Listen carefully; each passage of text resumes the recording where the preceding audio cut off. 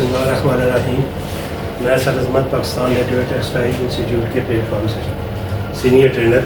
जैसा कि हमारा जो है ना ये एक टॉपिक डेली का होता है जिस पे हम वीडियो रिलीज़ करते हैं। टेक्सटाइल प्रोडक्ट के हवाले से हम तमाम इन्फॉर्मेशन अपने स्टूडेंट्स को और व्यूवर्स को देते हैं। तो उसको मद्देनज़र रखते हुए हमारा आज का जो टॉपिक है वो है क्वालिटी मैनेजमेंट।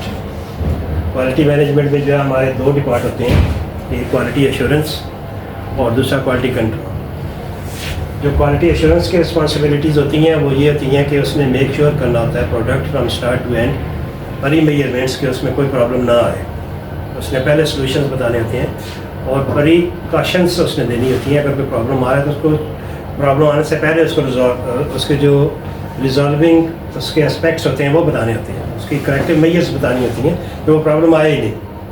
और क्वालिटी कंट्रोल जो है जब प्रॉब्लम प्रोडक्शन में होती हैं उनको वो कंट्रोल करता है कि उनको रिजॉल्व कैसे करना है, वो उसके करेक्टिव मेजर्स बताता है। ये दोनों में डिफरेंस है। अब हम जब कोई ऑर्डर्स आता है हमारे पास कस्टमर से तो वो अपना क्वालिटी मैनुअल भेजता है। क्वालिटी मैनुअल में सारी प्रोडक्ट्स के हवाले से जितनी भी इंफॉर्मेशन होती है उसमें दी जाती है कि उस प्रोडक्ट को किस तरीके से आपने मैन्युफैक्चर करना है, क्या क्या पैरामीटर्स हैं, टेस्टिंग पैरामीटर्स क्या हैं, क्वालिटी कंट्रोल के क्वालिटी के पैरामीटर्स क्या हैं, वो सारे उसमें क्वालिटी मैनुअल के अंदर बताए जाते हैं। जो कि क्वालिटी एश्योरेंस डिपार्ट के पास होता है, वो उस मैनुअल का स्टडी करता है और उस मैनुअल के मुताबिक मेक श्योर करता है कि जो भी प्रोडक्ट बने उस मैनुअल के तमाम जो उसमें कस्टमर्स की रिक्वायरमेंट्स है वो मीट हो। जैसे कोई टेस्टिंग के हवाले से कोई कस्टमर की रिक्वायरमेंट है तो उसमें सारा लिखा होगा कि किस तरीके से आपने कौन कौन से टेस्ट करवाने हैं। थोड़ा सा ब्रीफ कर देता हूँ उसको। सबसे पहले तो वो आपको एक लैब रिकमेंड करेगा कि कौन सी लैब से आपने उसकी ये प्रोडक्ट टेस्ट करवानी है। जैसे मेन जो लैब्स हैं उनमें है SGS है, TTL है, TTI है, ITS है, MTL है, CTL। MTL और CTL हांगकॉन्ग में है। तो जब वो नॉमिनेट कर देगा वो अपना एक मैनुअल वहाँ पे लैब के पास भेज देगा और एक मैनुअल आपके पास। आपने उस मैनुअल के मुताबिक मेक श्योर करना है तो आपके क्वालिटी एश्योरेंस डिपार्टमेंट के जो भी प्रोडक्ट या सैम्पल्स या आपकी प्रोडक्ट बन रही है वो उसके तमाम पैरामीटर्स के पे पूरा उतरे, उसको मीट करें। जब आप फैब्रिक बनाएंगे ये जो भी है वो कस्टमर आपको बताएगा कि उसको गारमेंट टेस्ट करवाने हैं या फैब्रिक करवाना है। अगर फैब्रिक की रिक्वायरमेंट है तो आप fabric as per customer requirement तैयार करवाएंगे और उसको टेस्टिंग के लिए भेज देंगे। अब उसमें मुख्तलिफ तरह के टेस्ट होंगे जो कि मैंने आपको बताया है। थैलेट होता है, phthalate free, lead free, azo free, nickel free. और इसके अलावा जो फैब्रिक पे टेस्ट होते हैं वो फैब्रिक के हवाले से जितने भी उसके पैरामीटर्स हैं वो उनमें कंटेंट्स, फैब्रिक कंटेंट्स कस्टमर की रिक्वायरमेंट मुताबिक है कि नहीं है। फिर फैब्रिक वेट जिसको GSM आप कहते हैं, shrinkage, crocking, colour fastness. Colour fastness में तीन तरह की आएंगी, एक washing, colour fastness washing, colour fastness crocking and colour fastness perspiration. ये सारे टेस्ट पास करवाना ज़रूरी है। इसके अलावा भी जो टेस्ट है उसमें स्क्रीनेस आएगी, लाइट फास्टनेस आएगी, उसके बाद pH वैल्यू, पीलिंग रेजिस्टेंस, पुल टेस्ट और अपीयरेंस टेस्ट। अपीयरेंस टेस्ट जो सबसे मेजर टेस्ट होता है कि तमाम टेस्ट करने के बाद जो फाइनल गारमेंट्स की शेप है वो किस तरह की आ रही है, उसकी अपीयरेंस कैसी आ रही है। तो वो सारा करके आपने कस्टमर्स को रिपोर्ट भेजनी होती है मर्चेंडाइजर में।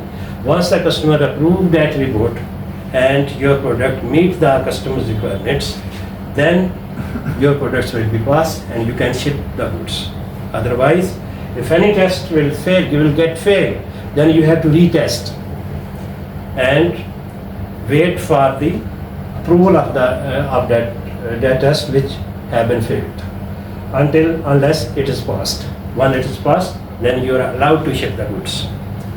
ठीक है, तो इस तरीके से ये एक प्रोसेस है जो कि आपको क्वालिटी एश्योरेंस को मेक श्योर करना होता है। इसके अलावा अब नेक्स्ट फिर उसने आपके सारे जो बाकी डिपार्टमेंट्स हैं उसमें करेक्टिव मेजर सारे करने होते हैं, देने होते हैं। जैसे प्रोडक्शन वाले को बताना होता है कि इस स्टाइल को इस तरीके से लेके चलेंगे तो आपके प्रॉब्लम्स कम से कम आएंगी, मिनिमम प्रॉब्लम्स आएंगी और ज़्यादा प्रोडक्शन आएगी। इस तरह कटिंग वाले को उसने अपने मेजर्स देने होते हैं कि इस तरीके से आप कटिंग करेंगे आप तो आपकी जो एरर मार्जिन है वो कम से कम आएंगे। इस तरह सैम्पलिंग डिपार्टमेंट्स में samples before dispatching to the customers वो चेक करने होते हैं कि all the samples are as per buyer standards, they are meeting the buyer descriptions and measurements, each and everything should be as per buyer requirement. ये उसने check करना होता है, मेक श्योर करना होता है, then it could be dispatch to the customers. इसी तरह सैम्पलिंग डिपार्ट का हो गया, और इस तरह आप उसने लॉजिस्टिक्स वगैरह में और बाकी फिनिशिंग में और हर डिपार्ट्स के अंदर टेस्टिंग में, मर्चेंडाइजिंग में इन्वॉल्वमेंट, मार्केटिंग के साथ जहाँ जहाँ भी जो भी डिपार्ट्स इन्वॉल्व हैं, प्रोक्योरमेंट के साथ जो मटेरियल आता है वो चेक करना होता है, मेक श्योर करना होता है कि that should be as per the buy requirement. वो हर each and everything he has to check. Quality assurance में मेक श्योर करना होता है that everything which you are using in the product that has been meeting the buyer's requirements या buyer standards.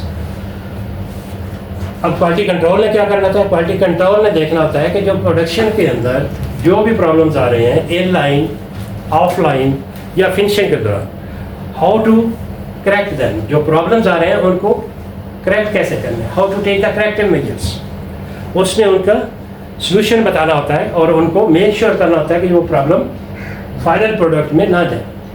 और inspection should be pass as per the buyer requirement. Buyer की जो equality requirement है उस पर उसकी रिस्पॉन्सिबिलिटी है कि उसकी इंस्पेक्शन पास हो, ठीक है।